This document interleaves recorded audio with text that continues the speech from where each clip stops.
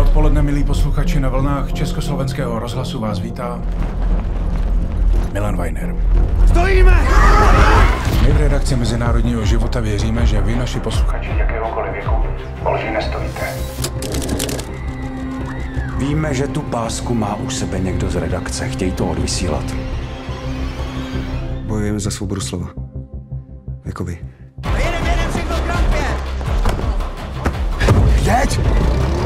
Začali si prověřovat všechny lidi z vaší redakce. Kabelku! Kde je ta páska? Já o žádný pásce nic nevím. Tomáši, přece mě v tom nenechat. Já přece nebudu na nikoho donášet. Jestli se z rádia ozve tohle, nechám vypnout vysílače. Dříve jsem měla nějak ve všem jasno. A jak poznáš, že ti to dává smysl? Že je to pro mě ta nejjednodušší věc na světě. Může být i nebezpečná. Dobrá práce, přátelé. Tak na zdraví. Je s tebou pořád taková sranda, Luboši. Já nechci kazit tuhle hezkou chvíli, ale myslím, že tady máme špél. Do budovy nám vlítla státní bezpečnost a vy pořád děláte, jako by nic Nenašli. Jsi to prdele myslel! Ty vůbec nevíš, co to je, o nikoho se bát. Prozíravost není o tom vědět, jak to dopadne.